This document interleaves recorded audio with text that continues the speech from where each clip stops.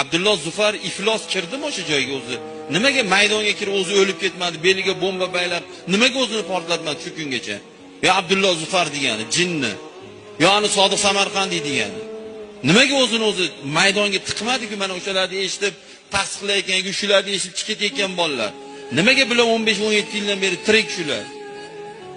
Agar shu maydon haqiqatda jihod maydoni bo'lsa, haqiqatda shahidlik bo'lsa, shahid jannatga kirsa, nimaga o'zini o'zi fido qilmadi shular? Nimaga ofisda o'tirib olib choyni ichib, siz bilan meni chaqiryapti, o'zi bag'da do'liyasini olib yotibdi. Nima ish qilsa qilyapti? Bag'da tushunmagan bolalar shu ekan, o'shda o'lsam, men shahid bo'laman, shahid bo'lsam jannatga kirib ketaman. Sen ota-onangning xizmati bilan o'l, mana shahid. Mana shahid. Uyimni ro'zg'orimni qilaman deb pul topyapti, to'kirib o'l, mana shahid.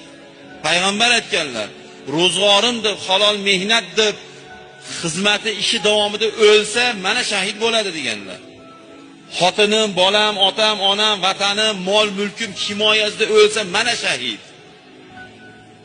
Birovni borib tinchini buzib, birovni borib o'ldirish bu shahidlik emas bu.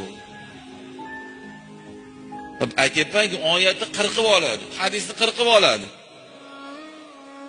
Payg'ambar senga tegmagan imonsizni o'ldirsang jannat